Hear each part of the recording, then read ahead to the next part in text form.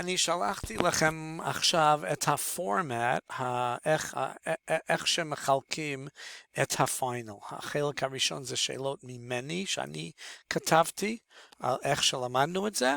החלק השני זה שאלות, נדמה לי שיש אולי 9, אולי 10 שאלות, אתם צריכים לענות על 7 מתוך 9, או אולי 7 מתוך 10, אני לא זוכר.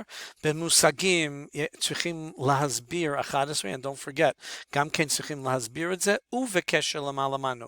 There'll be an aleph and bet for each one, אוקיי? וצריכים לענות על 11, אולי יש 12, אולי יש 13, אני לא זוכר, that's 22%. Now, אני רציתי לעזור לכם בחלק ד', הבנת הקטע. Now, אני שלחתי לכם גם כן את הגמרא הזאת, 4 דפים, שאתם תקבלו עם הבחינה הסופית. זה כל הגמרות שאנחנו למדנו.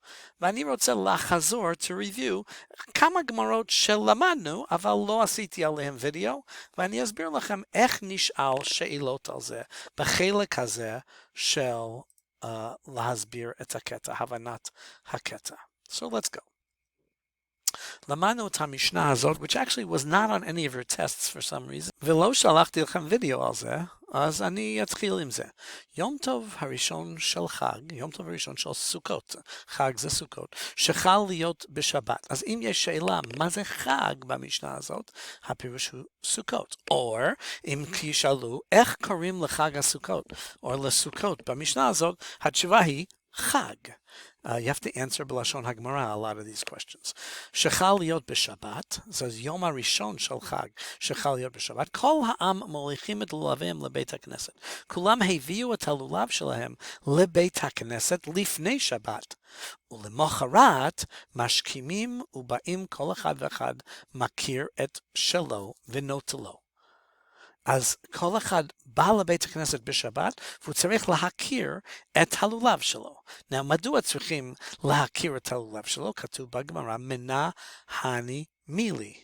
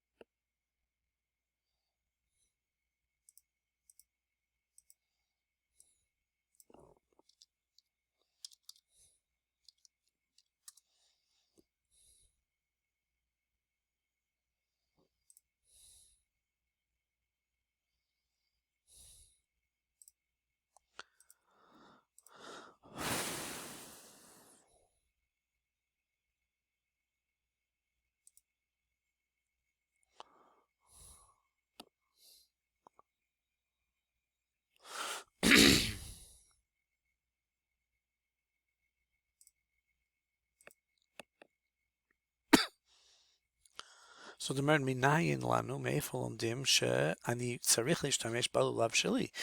אוקיי? כי כתוב, דתנו רבנן שלמדנו בברייתא, איך הגמרא אומרת שלמדנו בברייתא? דתנו רבנן, ולקחתם שתהי לקיחה ביד כל אחד ואחד. כל אחד, כל יהודי צריך לקחת את הלולב, אני לא יכול לעשות לולב בשבילכם. לכם, לקחתם לכם, מי שלכם. לומדים משם שהלולב צריך להיות שלכם, להוציא את השאול, זאת אומרת שמי ששואל, מי שברוס לולב, ואת הגזול, מי שגוזל לולב, לא יצא מכאן. אמרו חכמים, אין אדם יוצא, יהיה חובתו ביום טוב הראשון של חג בלולבו של חברוס. אם שואלים על הבחינה, ענו בלשון הגמרא, מדוע כל אחד ואחד צריך להכיר את שלו ביום הראשון של חג? והתשובה היא, בלשון הגמרא, אין אדם יוצא ידי חבטו ביום טוב הראשון של חג בלולבו של חברו. אלא אם כן נתנו לו במתנה. Depending on how many words they say.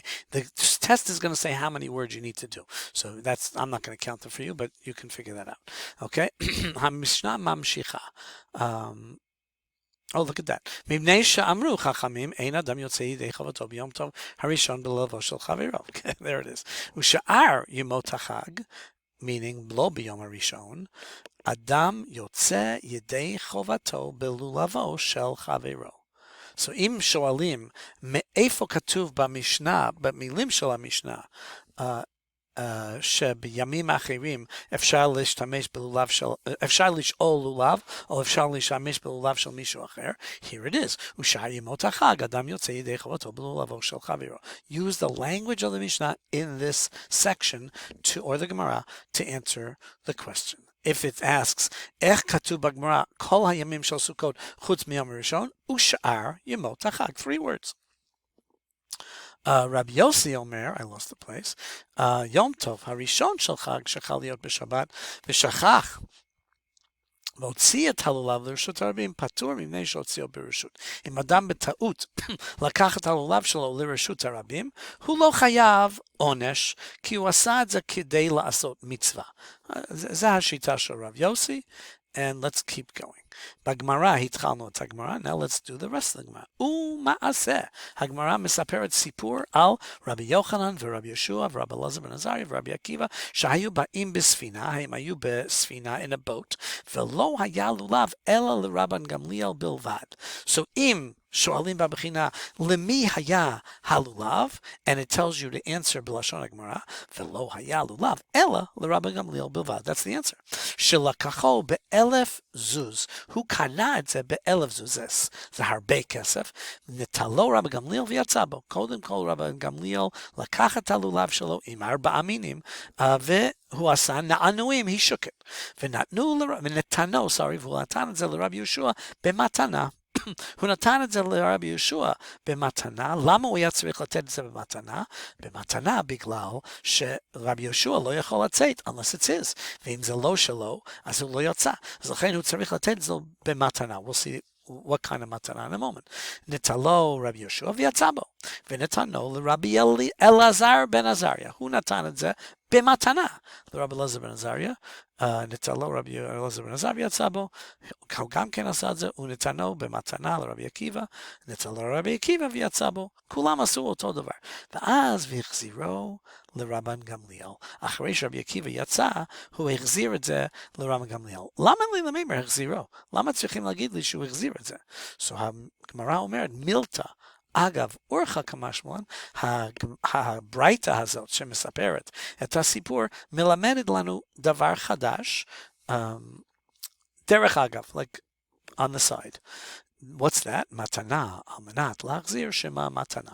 So, אם שואלים בבחינה, מאיפה יודעים, איך אומרת הגמרא, שאם אני מקבל מתנה על תנאי, שאני צריך להחזיר את זה, that's called מתנה, 1, 2, 3, 4, 5, 6, מתנה, על מנת להחזיר שמה מתנה. שמה מתנה means, השם שלה זה מתנה. Meaning, אף על פי שאני חייב להחזיר את זה, it sounds like an Indian giver, you can look that up, אף פי שאני צריך להחזיר את זה, זה עדיין נקרא מתנה.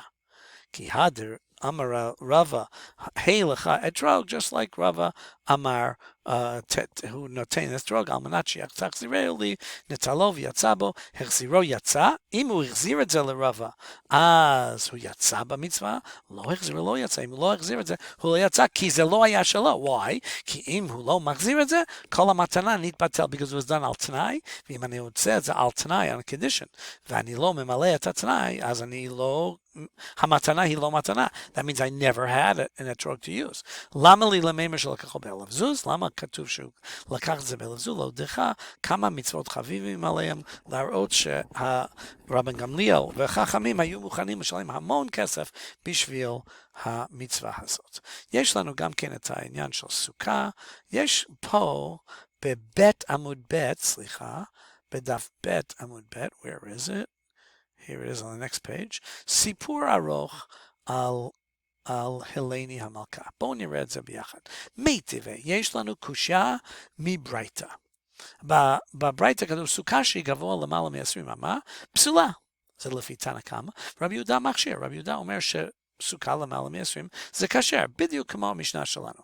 אבל הוא אומר מכשיר עד 40 ו-50 אמה. So אם היו שואלים אותי, האם רבי יהודה מכשיר סוכה למעלה מ-20 אמה? The answer is yeah. כתוב רבי יהודה מכשיר עד 40 ו-50 אמה. As far as you can go. אף על פי שהוא אומר עד 40 ו-50. אמר רבי יהודה, מעשה בהלני המלכה. רבי יהודה מביא ראיה, proof, ממה שקרה בהלני המלכה. מעשה בהלני המלכה. היא הייתה מלכה בלוד, היא הייתה גרה בלוד, שהייתה סוכתה גבוה מ-20 אמה, והיו זקנים נכנסים ויוצאים לשם. היו הזקנים, הרבנים היו באים, because she's an important lady, והם באים לבקר אותה. והם אכלו בסוכה, ולא אמרו לה דבר. אוקיי? אם שואלים איך רבי יהודה, איזה ראיה הביא רבי יהודה שהזקנים חשבו שסוכה למעלה מ-20 אמה כשרה, כי כתוב ולא אמרו לה דבר. That's 4 words. אמרו לו, אז אמרו לו, who's saying this? תנא קמא, או הרבנים אומרים לרבי יהודה. It's a back and forth. אמרו לו, משם ראיה? אתה מביא ראיה משם? אישה הייתה ופטורה מן הסוכה. אז חכמים בדחייה, in their disproof, בדחייה שלהם, אומרים, אין לך ראיה, כי היא אישה, ואישה ופטורה מן הסוכה. Okay? So if we would ask you, איך דחו, how did they push away את החכמים, את הראיה של רבי יהודה? The words are, משם ראיה? question mark? אישה הייתה ופטורה מהסוכה. אמר להן, אז רבי יהודה אומר לחכמים, you have to follow this Gemara, it's a back and forth, והלא 7 בנים הבו לה, אבל היו לה 7 בנים, ועוד כל מעשה לא עשתה אלא על פי חכמים. איך יודעים שהיא עושה מצוות דרבנן? כי כתוב, אנחנו יודעים, אומר רבי יהודה, כל מעשיה לא עשתה אלא על פי חכמים. That's what that line means. היא רק עושה כמו שאומרו חכמים. So she cared about מדיני דרבנן. So אומרת, שואל את הגמרא, למה לי למתנה ועוד? למה רבי יהודה נתן 2 סיבות?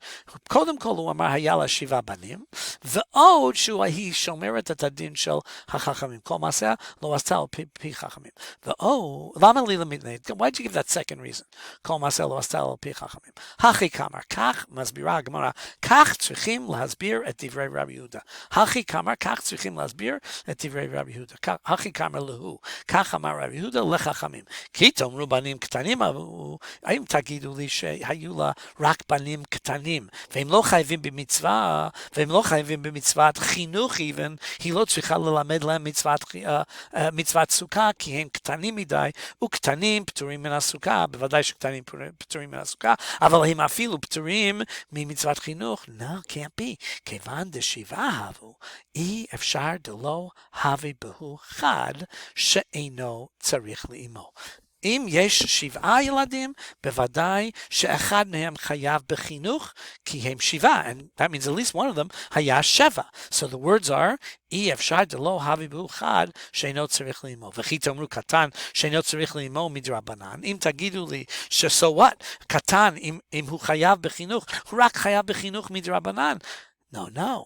הוא דמחייב, הוא רק חייב במצוות דרבנן, והיא בדרבנן לא משכחה. If you're going to tell me שהיא לא אכפת לה, הלני המלכה, לשמור דיני דרבנן, it's not true. תשמע, ועוד, כל מעשה לא עשתה אלא על פי חכמים. היא רק עשתה כמו שהחכמים אמרו. And then they're going to try to prove שמזה יש הוכחה לבישלמה למאן דאמר שאין דפנות מגיע לסכך.